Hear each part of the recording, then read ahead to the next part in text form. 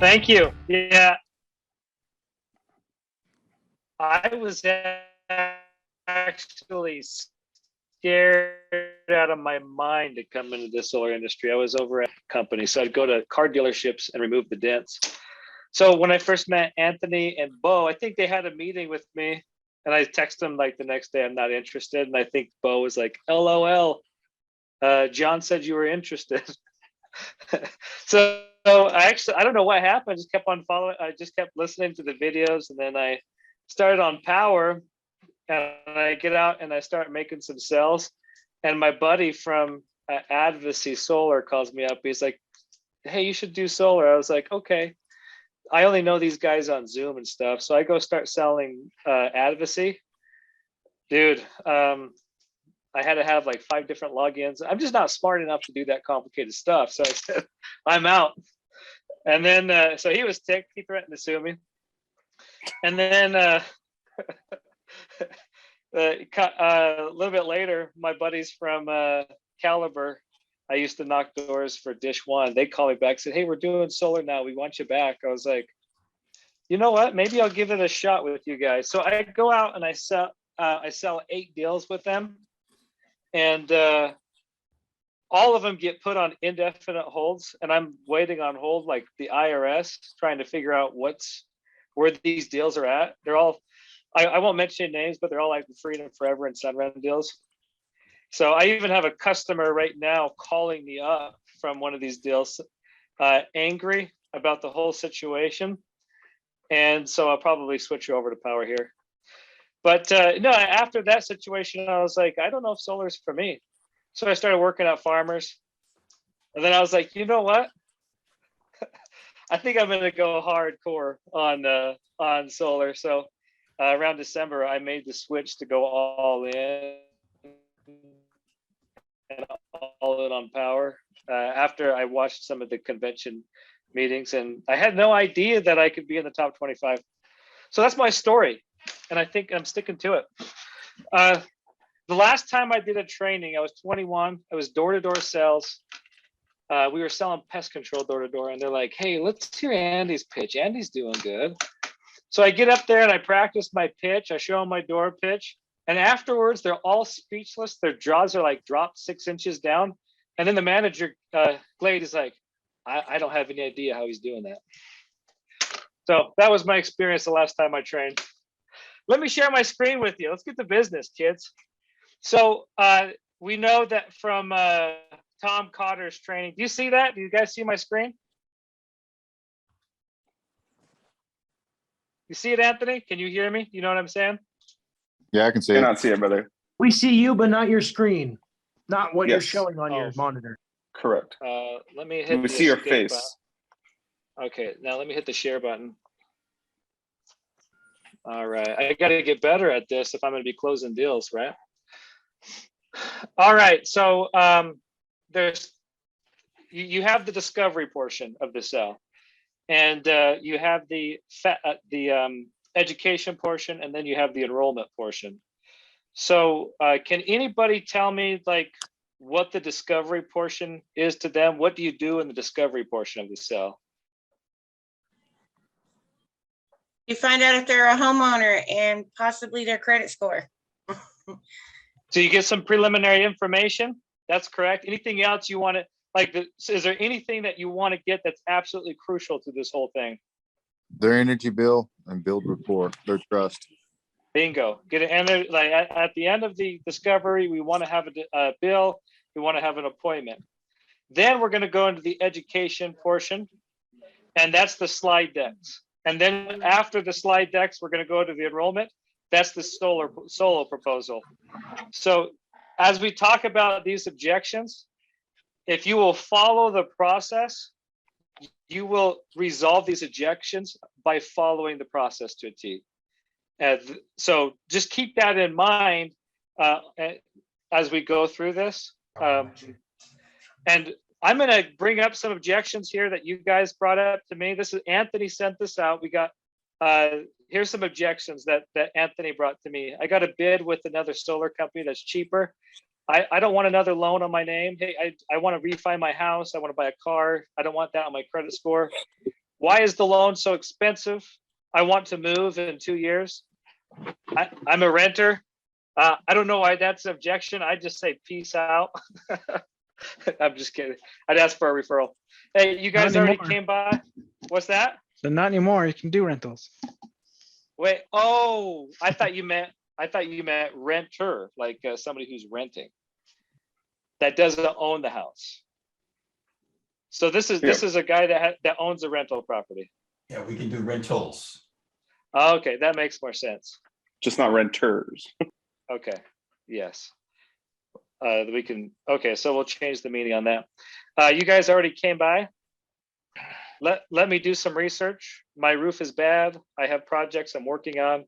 I can only focus on one thing at a time. My nephew, niece, son, daughter does solar, and we'd like to go through them. My wife wants to wait. Solar is way too expensive. IRA is not there. They don't produce enough.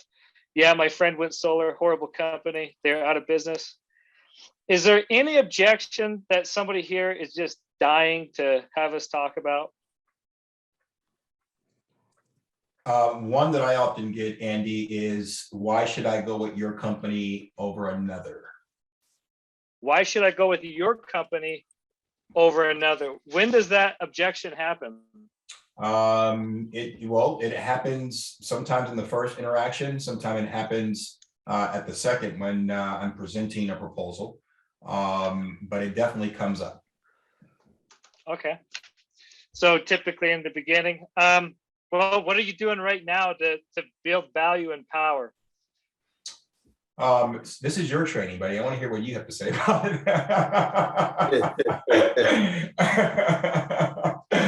I mean, I can share my experience with you. But I talk about. Genuinely want to know.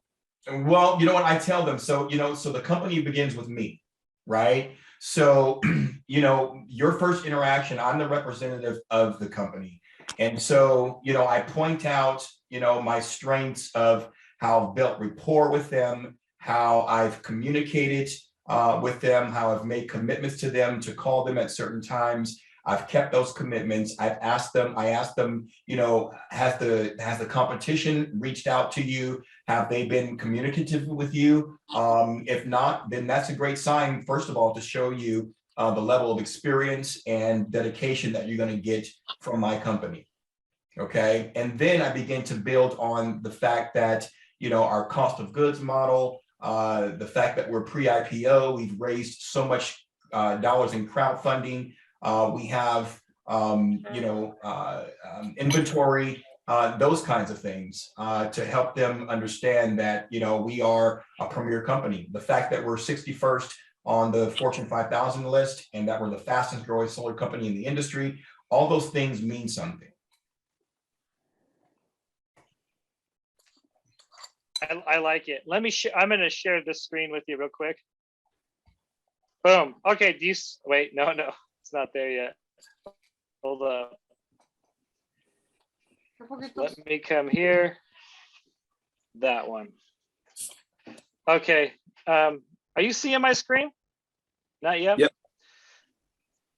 Is it the objection number 1? Let me remove that. And I'm Seeing gonna put why this. power.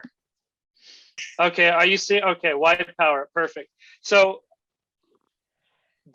this slide deck is actually helping me build that rapport. And I think it starts in what sparked your interest in solar, getting them talking. And I always thought that this part right here was cheesy. Why would I show them a picture of my family and what makes me me? But it seems to, like, people light up when they see, oh, you got 5 kids? Oh, look at that. And then as we talk about how I will best serve you, and I got this from Charles Thompson. He says, so I don't work for a specific solar company. I work for a platform that's going to, excuse me, I got a bug in my throat. I work for a platform that gives me access to different manufacturers for panels, inverters, different options for financing. So I'm not trying to fit a round peg in a square hole. I'm here to serve you and take care of your needs. And then the other place that I hit it right here. We do have an A+ rating with the Better Business Bureau. We are the number 61 in the Inc. 500. We are the #1 fastest the fastest growing solar company in the nation. I don't know if you ever get this question right here, but I will often hear, well, how long have you guys been in business? Do you ever get that one? So typically I'll say it's been 8 years now. However, our executive team is these guys are not spring chickens. We have brought people over from Sunrun, which has been the #1 as far as size goes solar company in the nation. We've brought people over from Solar City, which is now called Tesla. So I will bring that up. It says my screen sharing is paused. It is. Can you see the? Okay. So I'll bring that up, but right here where we see the Inc. 500, the A+ rating, I'll also say, if I'm talking, let's pretend Dana's my customer, I'm like, Dana, this may sound like common sense to you, but what separates POWUR from other companies, and actually companies that I've done business with, is with POWUR, you're going to get a dedicated project manager. So imagine you just spent $26,000, $50,000, whatever it is, on a solar system, and now you can't get a hold of anybody. And if you try to get a hold of anybody, you're put on hold. And so this may sound like common sense, but when you go with POWUR, you're going to get the My POWUR app. And all through the process, you're going to see the project notes. In addition to that, if you need to contact your project manager, you can message them instantly. You can call them. You can speak to them on the phone. And if it's a Spanish speaker, we got Spanish speakers that can, we can highlight that as well. So that's kind of how I would do it. Any feedback on that? It's hard to Or does give that feedback. hit the nail on the head? I don't know. Let me know, Dana. I think you're doing great, man. So here's the thing. This is why those things are important. Because when you look at a brand, right? Like you look at the Tesla brand, the name recognition of the brand, their reputation is not as great, but the name recognition is great, right? So those things that you pointed out is helping to support the benefits and the reputation of our brand. Those things are important because a lot of other brands don't have those accolades, right? So I think you're doing a great job with that. The only thing that I would add to that personally is why those things are great, right? Take it a little step further, but Right. you're doing excellent. One thing that I did mention that I do as well, if somebody is very sensitive to competition, I say I'd be happy to have you look at some of my competition. I'm going to send you the names of 3 of my best competitors. It's the same names of the companies that I work for, and I know they'll screw the job up anyways. No, I'm just joking. But I will of the companies to go with, and I'll say before our appointment, go ahead and take a look, get a bid from these companies, and here's the name of 3 customers who've gone solar with me and their phone numbers. Call them. So here's some references. Here's some real live people that have gone solar with me. Here's my competitors. And I think that says to them, hey, I know why I'm with POWUR, and I'm 100% confident that you go ahead, look at the competition, but I'm 100% confident that once you look at what I have, we can take care of you. All right, let's go on. I'm going to go back to screen share. I'm going to start with objection number 1.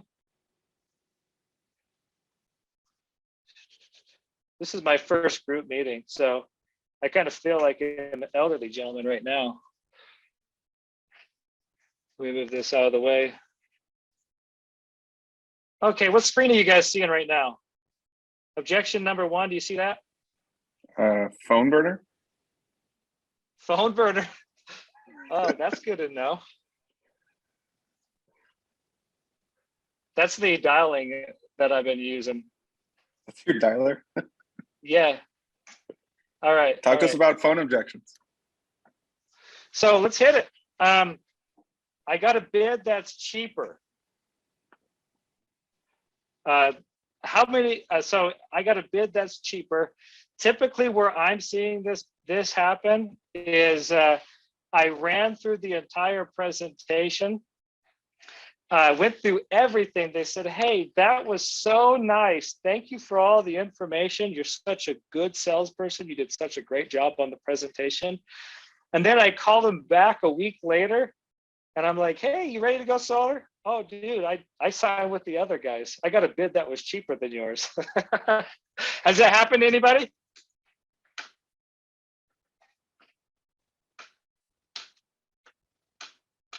Anybody there? Yeah. Sorry, we're nodding. I don't know if you see our Oh, yes, faces. Andy. Do you remember the one, Jeremy Pigeon, right by his area? There's that other family that we hit up, right? Yeah. So I went, got him. They said, oh, we've only been in here. We just moved in. It was like moving in day for them. And I was like, Right. okay, I'll give them a couple of months to get established and get a bill. By the time I came back, they had already signed up with somebody else and purchased a solar system.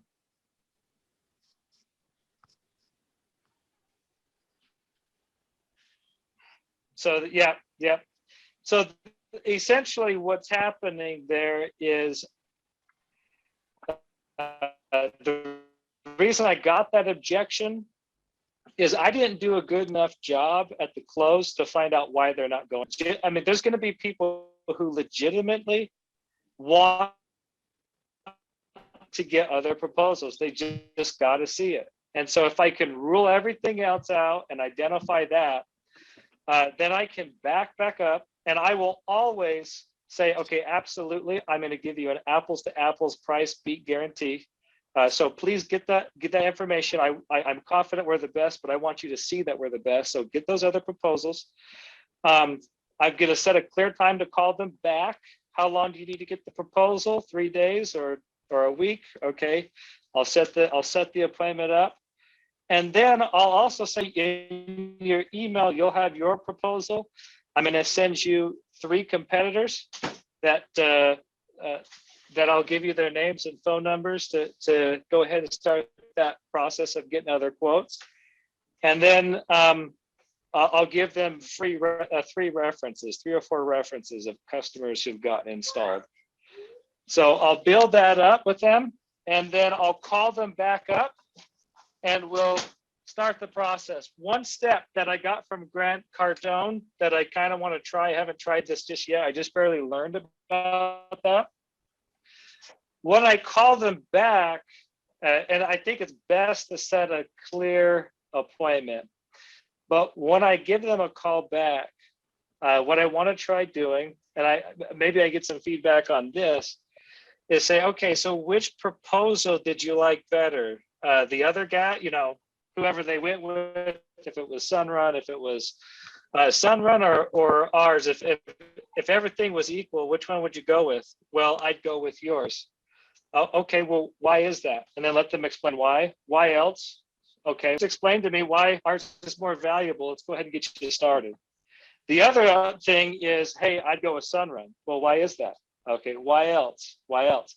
Now I know we need to go back, and there's some building of value that I missed there, and I got to go back and cover that up.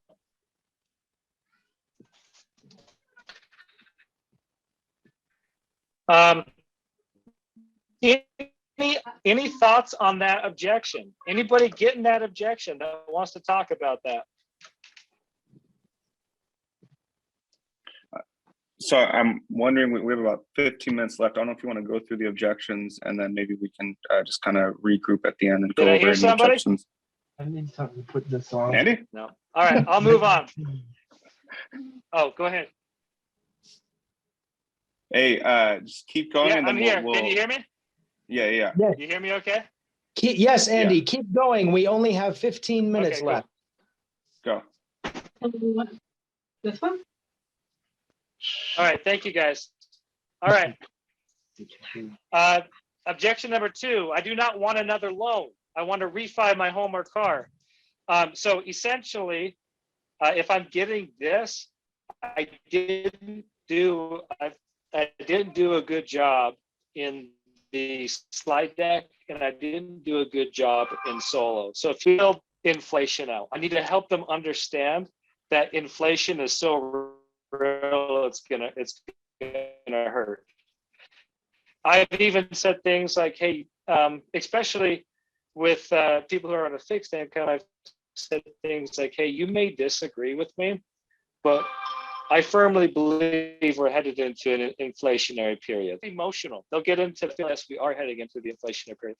So inflation is something that you need to build on. You need to know the local. So here I know that Arizona is average of 10% per year inflation the past 3 years in a row. And so we talk about that. And then when we get to the solo proposal, we build on that. When I get to the loan numbers versus their numbers, I said, you know, when you get to the loan payment versus their electric payment, I'll say something like, Anthony, do you remember the price of gasoline back in 1999? And he'll probably say, no, I don't remember. I said, well, I wouldn't remember if this is my job either. But it was 99 cents a gallon. Now, if I came to you in 1999 and said, hey, Anthony, take this debit card, and from now on, anytime you purchase gasoline, it'll be 99 cents a gallon. Would you take that deal? Oh, absolutely, 100. Yeah, it's a no-brainer. That's what we're doing here. We're taking your cost of electricity, we're bringing it down to here, we're locking that in, and we're putting an expiration date on it. So you're building inflation, you're helping them understand that.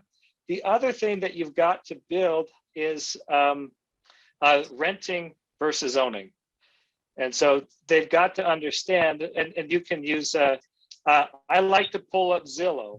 You pull up Zillow in the, as you're going through this, especially if I am more, there's possibility where I could be $10 or $15 more a month than what they're paying. So I'll pull up Zillow and I'll say, okay, over on Zillow here, it looks like you purchased your house in 2017. Is that correct? Yeah, that's correct. Okay. You purchased it for $134,000. You're looking right now, it's worth, you know, 275 or 300,000, whatever it is now. You're looking like you could get that much out of it. At the time, you could have rented it for $980, but the monthly payment was $1,050. Why did you purchase it instead of renting when the payment was more?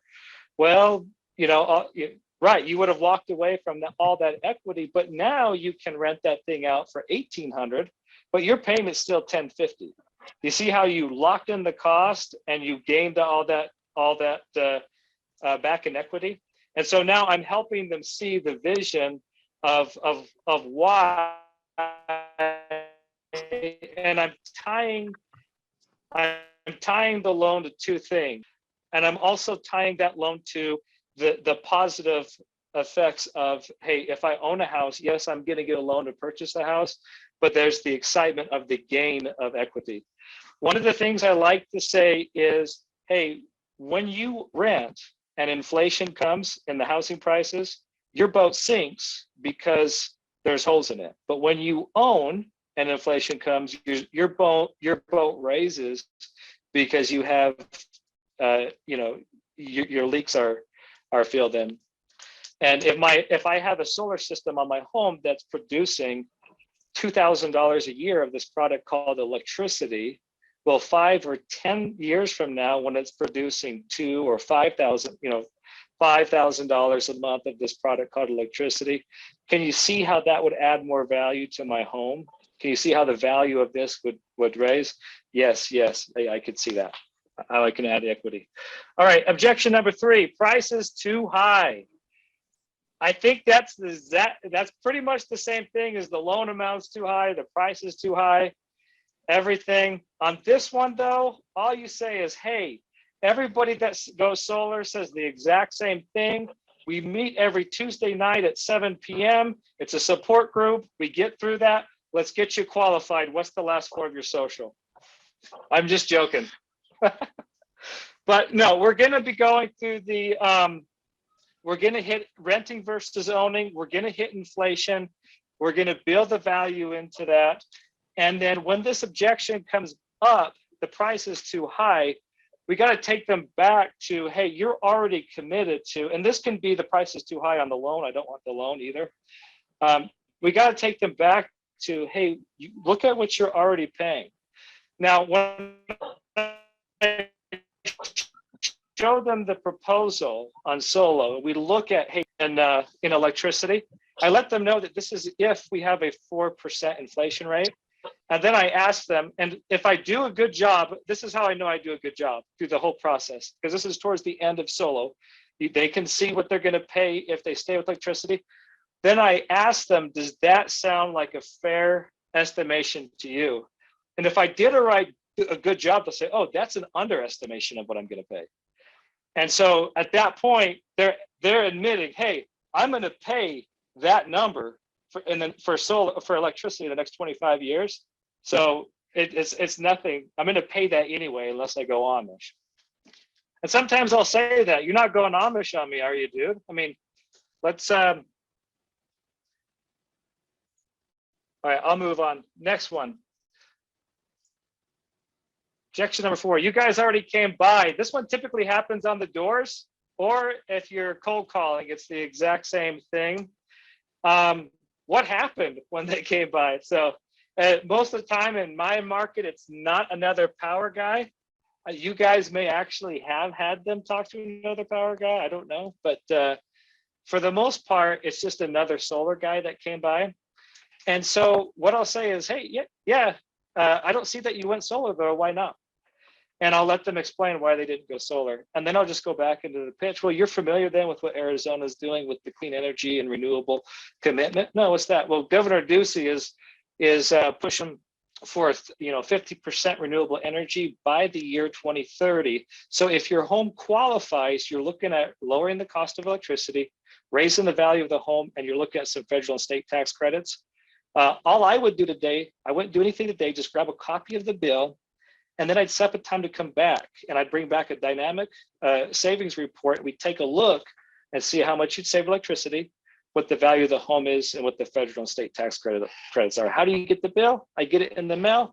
Okay, grab a copy of that, and then go from there. So again, you guys already came by. Yeah, I didn't see you went solar though. Why not? And a lot of people feel like that's a confrontational question. Sometimes you just gotta be confrontational. I'm joking. It's funny how most people they'll start to talk to you. They'll open up. Let me do some research. That one pisses me off every time. I guarantee you that one will tick me off. I got to find out what they mean. Typically, these objections, this is one that if it happens to me, it's after I've gone through the proposal. And now when you go through the discovery portion, you go through the education, you go through the enrollment, you go through the proposal. And let me kind of set the close up. As you go through the close, you say, okay, going solar, this all sounds great. They're all excited. But there's 5 major things that are absolutely negative and that you need to be aware of that could really frustrate you. And so I'm going to let you know about those things. The first thing is, I just walked them through the process of going solar. They got to do a site survey. Then you're going to be waiting for 4 or 5 months for the permitting and all that stuff. That's true here in Arizona. It may not be true where you're at. And then after permits, they're going to come out and they're going to do the install. And then you could be waiting for up to another month for the inspection to happen and everything to go through. One of the things that could frustrate you right after the install and before the inspection, some of this is not going to be buttoned up. And if you're not aware, it could frustrate you. You may be out of power for a few hours when they're doing the installation. And then after I break down all the negatives, then I'll ask, hey, well, can you handle all those? I mean, I've set pretty clear expectations with you, but can you handle all of those negatives of going solar? Oh yeah, absolutely. That's just a construction thing. Yeah, I was aware of that the whole time. Okay, cool. Let's go ahead and get you qualified. What's the last 4 of the social? Then we get to, this is where we go, oh crap, we're making a decision. All right, let me do some research. Okay, well, when we're in this, what do they actually mean by doing research? And sometimes okay, absolutely research. What are you looking for? Do the panels make sense? Do you need information about the panels? Do you need information about the inverter? And I'll start to go through each part. Does the financing make sense? Does this make sense? Until I bring out actually what the real objection is. And there's been times where it was an engineer and he wanted to see more information. So we got the specs out for the RACs. I handed it to him, let him review it. This one took forever. It took like another 10 or 15 minutes. The dude said, let's do this. It was a 20 kilowatt system and he failed credit. But I still count it as a win. And then the last objection. This is not the last one, but I have projects. Hey, I don't want to do solar. I got projects going on. I got this thing going on. And they could be any type of project. Yeah, we're going to remodel the kitchen. We're going to do this. We're going to do that. And so typically, I don't know about you, but I'll get this if it's the initial approach, whether it's over the phone, whether it's on the door. Absolutely, you got projects. Very good. So essentially, the first thing that I want to do is, oh, cool. What kind of project do you got going on? Hey, we're going to remodel the bathroom. Awesome. What are you guys going to do?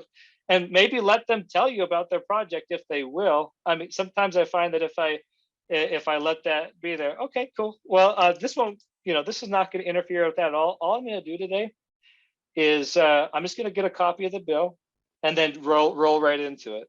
You're familiar here with Arizona. We're pushing to be 50% renewable energy by the year 2030. What that means to you is if your home qualifies, you're looking at cutting the cost of electricity, raising the value of the home. But dude, I got a project. Hey, I'm with you. I get it. We're not, all we're doing today is just getting a copy of the bill and set up a time, and we're just taking a look at the numbers. We're going to take care of the permitting process. We're going to take care of all that. And then, just kind of roll back into asking for the bill again and again and again until you feel like the dude is about to get violent. Then maybe get off the door. All righty. All right. Anybody want me or any feedback, any ideas or questions that you want me to go back over and no, but I remember Jonathan Bud, like back in January, y'all remember that online event we had? Yeah. Okay, I remember him saying something that with POWUR, and I don't know, but I've said it, and don't get mad and don't get mad at me. I don't care if he laughed, but I've told people with POWUR, you're gonna have even if the grid goes down, because that's an important thing. Even if you don't have batteries, you're still gonna have power as long as there's daylight. And I don't know if other solar companies can't do that, but I use it. I'll use it all day long as long as they keep shining. That's with the IQ8s and the backup. I believe that's the IQ8s. Yeah. But can other solar companies do it? If they got the IQ8s.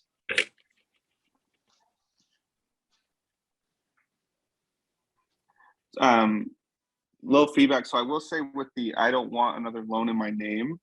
I know Sonova is a headache to work with, but Sonova does not appear as a debt for the customer. So something to kind of let them know is, hey, we'd obviously just ding your credit right with the soft check. But, if you wanted to refi, you wanted to get a car, you wanted to do this, you wanted to do that, we can still sign you for this $30,000, $40,000, $50,000 and will not appear as debt for you. So just a heads up on that. That's a good one. That's good feedback. Yeah, that is. I'll say something, guys, about objections. So here's the thing about objections. You want to get in front of them, right? Because you'll never ever come across the deal unless it's a slam dunk. We all have those, but most, I say 99% of the time, you're going to come against objections. Okay. It's a great idea in that first initial conversation where you're finding out, are they looking to purchase? Are they looking to finance? How many people live in the home? Are they going to buy an electric car? During that conversation, get the objections out on the table. Okay. Don't be afraid to get in front of them address them. So when you go back to present your proposal, you are going to, you're there for the close. Okay. You don't want to wait until you present your numbers to overcome objections. Okay. And like I said, don't be afraid of them. Okay. But just be careful of how you frame your answers. And I personally never, ever move away from an objection until my customer is able to communicate back to me the resolve.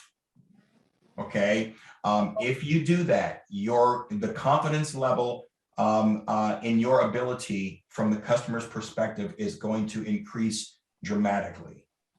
Okay? Yes, thank you. So just get in front of them, bring them up if you have to, ask them what their objections are, ask them what their thoughts are, ask them what their buying decision looks like, ask them all those questions initially. If I have they're a question. shopping, Out. you want to get all that. How do you like y'all might not have to go through this, but I live in West Texas, so a lot of ranchers and stuff that want solar are like 2 hours away. Well, last week, or maybe it was the week before, I drove like 2 hours away to find out they had bad credit. Like, how does a rancher have bad credit? But they did. Like, is it rude to do a pre-qual before I drive out there? I mean, maybe a verbal one wouldn't be bad. But yeah, if one thing that I've been doing, because I ran a couple appointments here recently that were about 2 hours away, and I let them know, like, hey, we're going over there to sign you up. We're not going over there just to hang out. Like, we have every intention to sign you up. I don't ask the credit question, but that if you've been experiencing that, then I would probably start factoring that in with that kind of that just the discovery call. Hey, I'll be there tomorrow at 5. Just heads up, you know, I am going to try to get you to get solar. It is a $650 to qualify. Is that about what your credit's at? So Okay. Yeah, and it happens. When I'm making my calls over the phone, that's one of the first qualifying questions I ask. Obviously, you know, how much you're using more or less, but that's part of the required things that I ask. You know, so we have options about below 650. We have some options above 650. What do you have more or less? Or yeah. And with that, they tell me, they're like, oh yeah, we're doing fine. We have 780 or something, or sometimes they'll go less than 650. You go, okay, it gives you an idea. I will say this. I said it before. I forgot if it was one of our team calls or another call. But customers are liars, or they don't know. But customers are liars. So it is possible that you say, "Hey, we are looking for a 650 credit score. I'm driving down there. Every intention to sign you up. You know, are you around 650? Oh yeah. And then you go out there and it's 580. So that you just can't go around that unless obviously you do hard check them before you go out. But yeah, That's what I was going to say too. On our in the call center, when we have them check, you know, do the qualifications, that's one of the questions is pre-qualifying them, just make sure they are, you know, 650 or above. So it's verbal, right? Yeah, verbal, right. So I don't think that's a bad question to ask. People are most of the time aware that for something like this, they need to have good credit. But just like Anthony said, not everyone's going to know their credit score, to be honest. So or they just straight up lie. Yeah. Exactly. Tracy, have you dabbled in Zoom? I used to be afraid of Zoom, but Zoom is kind of becoming a good friend of mine now. Once, I'm not gonna lie, but I closed most of mine in person, but I'm gonna have to change that up now because now with the commercial and Google, everybody I talk to already wants solar. So it's an easy close. It's just the credit thing. Like, you think somebody who has like 10,000 acres has great credit. Well, they don't, not all the time. They probably have cash though. And that is And going they to probably be, need write-off. and that is going to be something when it's time to sell the cattle that they told me that they're going to do at that time, but they cannot finance it. Yeah. I think I called you that day because I was trying to run Probably. his credit, his dad's credit, everybody trying to get Yeah. do it every which way. Here's an objection for you guys, and I want to hear you guys, either Andy or Dana, and I think Oscar's on the call as well. So maybe if Oscar wants to chime in as well. But either one-legged or the wife wants to wait. How would you respond to that? I've heard some pretty bold responses to that I would never use.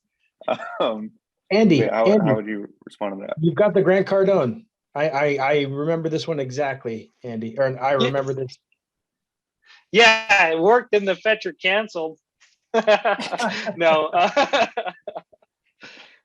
no, actually do a lot of work up front to make sure both and that's part of the, what Dana was talking about.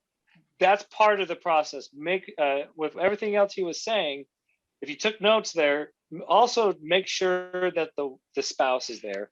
Hey, is there any other, is it just you? Is it you and your, your spouse? Okay, is this a good time for her too, or him? Yeah, okay, cool. Do everything you can to make sure, even if you just say, if the spouse is there and he says to me, hey, I can make a decision, she's there and she's like, yeah, it's cool, then I'll go ahead and present to him. But even if you guys say, hey, let's reschedule this thing. But I did try this. The spouse was in the room. He said, yeah, I got to talk to my wife. I said, well, and we said it very gently, and John translated it to Spanish. I was like, well, does the wife approve of your current electric bill and the circumstances? Yeah. Well, if nothing else changes, except for you save it, I think it was like $25,000, you cut your payment by this, would she be opposed to that? And then he says it in Spanish, and then the dude starts like laughing. Yeah. And signs up. Then he cancels 2 weeks later. You did what you could. That's still a win. Yeah, the thing is that I try to treat the meeting. This is the meeting. This isn't the meeting about the meeting. This is the meeting, and we're going to do everything we can to help you make a decision today. But I'm still going to say, hey, let's make a decision today, and I'll start that from the beginning. We call it, most of you probably know what a pre-frame is, or setting the agenda. Yeah. Awesome. Dana, Oscar, do you guys have anything to chime in for that? Can you guys hear me? Yep. Sorry, my video is my camera's a little messed up, but okay. So one example that I had was the homeowner was home and the wife didn't want nothing to do with it. She just didn't want to participate in the meeting. She's just not happy about her high bills. So right when we got to the presentation, the guy was closed. He's very happy. He's very good with it. And then all of a sudden he was like, okay, well, let me think about it with my wife. Let me look it over and everything like that. So I kind of tend to, at that moment, do like a pullback. I loosen the tension. I say, hey, no problem. You know what? We got all the time in the world to think about it, but let's get the process started now. Let's go over all the documents and get you qualified. And then let's get the ball rolling. That way we can start, doing some stuff on the back end. And in the meantime, when tonight, when you guys sleep it over, you guys can talk it over, look at all the documents and see if it even makes sense for you guys. And then let me know in the morning, and then we can move forward. And most of the time they never call back, and we just keep going forward. So, I mean, but I mean, one-leggers are always a huge risk. I personally, when I'm setting appointments, I need the both parties there. Sometimes we don't have that privilege because sometimes we're at a door knocking or something like that. Or they're just adamant that the husband wants to be home, and the wife is not home. So, it's always good to prepare first, and always good to set those appointments and make sure that both parties are there, because it is very important. We could lose a deal like that too. Yeah. So that's my opinion. Hey, and what he just said there, actually, I love that, because I've closed a lot of deals with what he just said. So, and I use that in the pre-frame up front. Hey, I have the best job in the history of the world. I'm going to convince you today to cut your costs of electricity, raise the value of the home, and the government's just going to throw a ton of money at you. So my job is to make this make so much sense, it's going to hurt. And if at the end of this makes so much sense, it hurts, well, we're going to do two things. One, I'm going to give you all the time in the world to think about it. Two, we're going to get the process started. And if it doesn't make sense, we're just going to be glad we met. But, and then what he said with, hey, yeah, you got all the time in the world to think about it. Just help me get the process started right now. So I love that. Thanks for bringing that up, dude. Whoever you are. Oscar, next mentor to be out of California. Yes, yes. Thank Yeah, you. that dude sounds like a killer, dude. I think I gotta watch out for him. Oh yeah, he's coming for you guys. But cool. It's Hey, I got one 8:07. thing. I just wanted to mention this. When I looked at the numbers for the prize winning thing, the trip, what I realized is if I look at my conversion ratio, if I just would have set one more appointment every 2 weeks, with my conversion rate, I would have not just got into the thing, I would have been way ahead. So you could drill this, you could drill it over and over again. But if you're not sitting in front of people, and if you're not getting a bill, if you're not running appointments, a minimum of like, if you want one sell a week, you need a minimum of about 5 or 6 appointments to actually sit. Getting deals will be hard.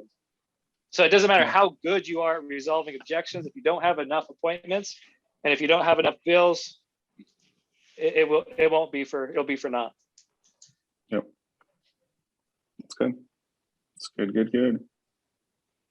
Anyone else have any input? Anything else? I know it's 8:10, 8:09. It's late for Richard. I gotta call you too, Rich. Richard, did you I'm close the sorry. deal tonight? He's closing when he said. Of course we closed it, and I got 3 leads out of it. Look at that. That's So, why and he I was got late. New and I solar got pro another in guy Florida. And then I got another guy came, wanted to pay my house. I said, you can pay my house as long as I get your electric bill. So he gave me an electric bill. We're doing solar for him too, right up the road. That's awesome. So you come to my house, you're going to get solar. So I'm gonna get your product, but you're also gonna get solar from me. that's right. Congratulations. job, That's bud. awesome. Thanks. We need a mentor in Florida, so hurry up, Rich. I'm getting there, man. We're getting there. Gigi needs to stop mentoring all those deals. He's made enough.